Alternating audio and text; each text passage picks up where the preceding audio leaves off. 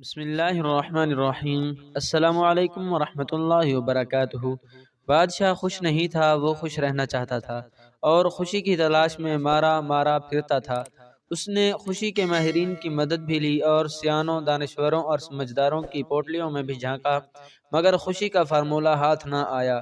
وہ ایک پہاڑ پر چلا گیا۔ پہاڑ پر ایک درویش رہتا تھا۔ درویش کے دو مشاغل تھے: صبح صادق کے وقت مشرق کی طرف منہ کر کے بیٹھ جانا اور سورج کو آہستہ آہستہ افق سے ابھرتے ہوئے دیکھنا، اور اس کے بعد جنگل میں نکل جانا، سارا دن جنگل میں گزار دینا۔ بھوک لگتی تھی تو وہ درختوں سے پھل توڑ کر کھا لیتا تھا، پیاس محسوس ہوتی تو وہ ندیوں، جھرنوں اور آبشاروں کا پانی پی لیتا۔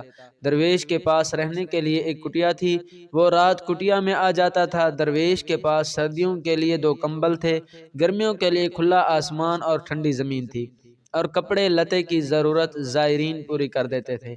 درویش کے پاس اس کے علاوہ کچھ بھی نہ تھا، لیکن وہ اس کے باوجود خوش تھا۔ بادشاہ اس خوشی کی وجہ دریافت کرنے کے لیے درویش کے پاس پہنچ گیا۔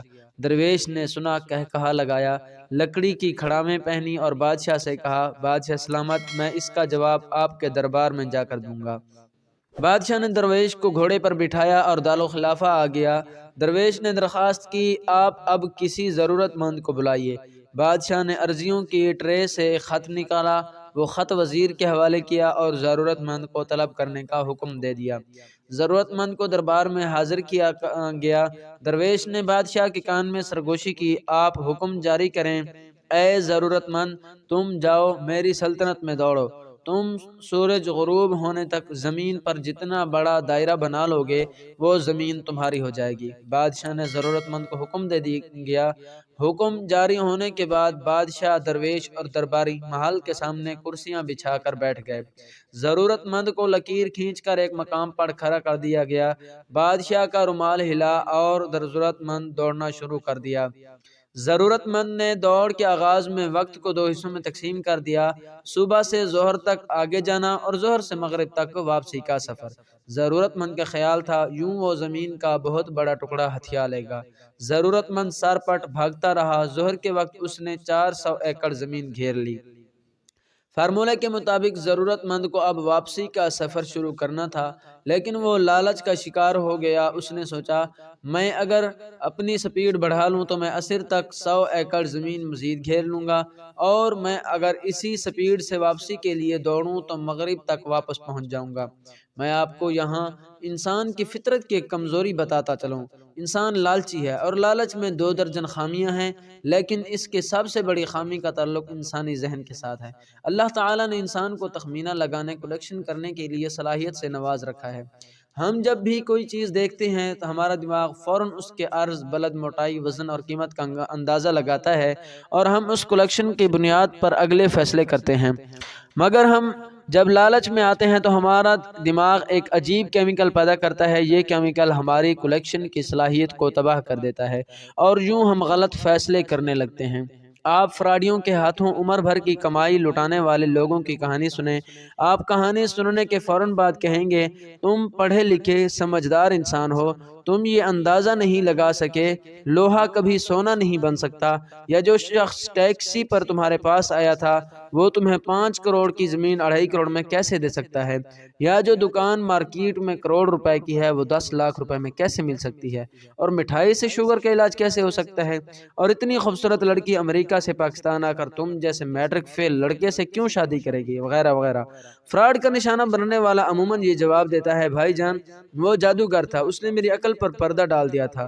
فراڈیا جادوگر نہیں تھا، جادوگر لالچ تھا، اور لالچ سے پیدا ہونے والا وہ کیمیکل تھا جو انسان کی عقل سلب کر لیتا ہے، اور یوں اچھا بھلا سمجھدار شخص ماموں بن جاتا ہے۔ میں واپس زمین گھیرنے والے شخص کی طرف آتا ہوں۔ لالچ نے اس کی عقل بھی سلب کر لی، اس کی کلیکشن بھی غلط ہو گئی۔ وہ مزید زمین کے لالچ میں عصر تک بھاگتا رہا۔ سورج نے جب تیزی سے واپسی کا سفر شروع کیا تو اس شخص کو اپنی غلطی کا احساس ہوا۔ وہ پلٹنا اور واپسی کے لیے دوڑ لگا دی، لیکن دیر ہو چکی تھی۔ وہ اب مغرب سے قبل واپس نہیں پہنچ سکتا تھا۔ اس کے پاس اس وقت 2 آپشن تھے: وہ اپنی ہار مان لیتا، یہ دوڑنا بند کر دیتا اور چپ چاپ گھر واپس چلا جاتا، یا پھر جیتنے کے لیے سر توڑ کوشش کرتا۔ وہ دوسرے آپشن پر چلا گیا۔ میں آپ کو یہاں انسان کی ایک اور خامی بھی بتاتا چلوں۔ کامیابی میں سر توڑ محنت ہمیشہ تیسرے نمبر پر آتی ہے۔ پہلا نمبر پلاننگ، دوسرا نمبر صلاحیت کو حاصل ہوتا ہے۔ آپ کی منصوبہ بندی غلط ہے۔ آپ پہاڑ پر کھجور لگانا چاہتے ہیں یا صحرا میں چاول اگانا چاہتے ہیں تو خواہ کتنی محنت کر لیں آپ کی کامیابی کے امکانات بہت کم ہوں گے۔ دوسرا، آپ میں اگر صلاحیت نہیں، آپ نے اگر باقاعدہ ٹریننگ حاصل نہیں کی، آپ نے اگر ٹاسک کے لیے تیاری نہیں کی، تو بھی آپ خواہ کتنی ہی سر توڑ محنت کر لیں آپ کامیاب نہیں ہو سکیں گے۔ زمین گھیرنے والا منصوبہ بندی اور صلاحیت دونوں سے آ رہی تھا، چنانچہ اس نے دوسرا فیصلہ بھی غلط کیا۔ اس نے سر توڑ کوشش کی ٹھان لی، بھاگنے کی سپیڈ بڑھا دی۔ وہ بری طرح تھکاوٹ کا شکار تھا، لیکن وہ اس کے باوجود دیوانہ وار دوڑ رہا تھا۔ وہ وقت پر پہنچنے کی کوشش میں اپنی سپیڈ بڑھاتا رہا، یہاں تک کہ اس کے پھیپھڑے پھٹ گئے، اس کے منہ سے خون جاری ہو گیا، لیکن وہ اس کے باوجود بھاگتا رہا۔ وہ بالآخر بادشاہ تک پہنچ گیا، لیکن گول پر پہنچنے کے بعد اس نے لمبی ہچکی لی، زمین پر گرا، تڑپا اور اپنی جان آفرین کے حوالے کر دی۔ وہ زمین جیت گیا تھا لیکن زندگی ہار گیا تھا۔ درویش اپنی جگہ سے اٹھا، زمین پر گرے شخص کے قریب آیا، ہاتھ سے اس کی کھلی آنکھیں بند کیں، بادشاہ کو قریب بلایا اور اس بد نصیب شخص کی لاش دکھا کر بولا، بادشاہ سلامت، ہرس کے بیوپاری کبھی خوش نہیں رہ سکتے۔ یہ شخص مجھ سے بہتر زندگی گزار رہا تھا۔ میرے پاس کپڑوں کا ایک جوڑا، لکڑی کے جوتے، 2 کمبل اور ایک پیالہ کے سوا کچھ نہیں۔ میں شہر سے کوسوں دور پہاڑ پر رہتا ہوں، پھل کھاتا ہوں اور ندیوں کا پانی پیتا ہوں، لیکن خوش ہوں۔ کیونکہ میں لالچ نہیں کرتا۔ جبکہ آپ میرے مقابلے میں اس شخص کے اثاثے دیکھیے، یہ شخص مجھ سے 1000 درجے بہتر ہوگا۔ اس کے پاس مکان بھی ہوگا، بیوی بچے بھی، کپڑے بھی، سواری بھی، دال اناج بھی اور زمین اور جائیداد بھی، لیکن یہ اس کے باوجود زمین پر گر کر مر گیا۔ کیونکہ یہ اپنے اندر کے لالچی انسان کو قابو میں نہ رکھ سکا۔ یہ دیوانہ وار خواہشوں کے پیچھے بھاگتا رہا۔ یہ کبھی کسی کو درخواست دے دیتا اور کبھی آپ کو عرضی بھجوا دیتا۔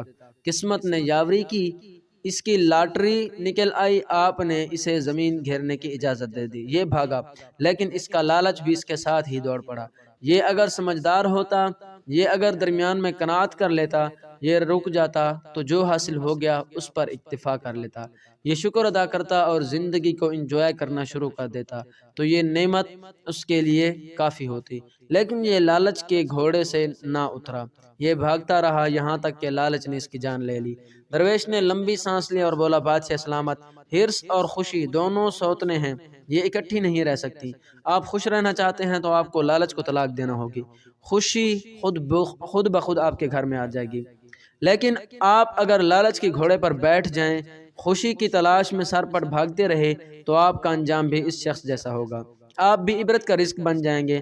بادشاہ کی آنکھوں میں آنسو آ گئے، اس نے گلوگیر لہجے میں عرض کیا، جناب، بادشاہت ہرس کی دلدل ہوتی ہے، آپ بادشاہ ہوتے ہوئے خود کو لالچ سے کیسے بچا سکتے ہیں؟ درویش نے کہا لگایا اور فرمایا، اختیار میں اضافہ بادشاہوں کی ہرس ہوتی ہے، اور جو بادشاہ زیادہ سے زیادہ اختیارات حاصل کرنے کی کوشش کرتا ہے، اس میں اور زمین پر پڑے اس شخص میں کوئی فرق نہیں ہوتا۔ آپ اختیارات سمیٹنے کے بجائے اختیارات بانٹنا شروع کر دیں، آپ کو خوشی مل جائے گی۔ مزید سبق آموز ویڈیوز دیکھنے کے لیے چینل کو سبسکرائب کریں۔ جزاک اللہ۔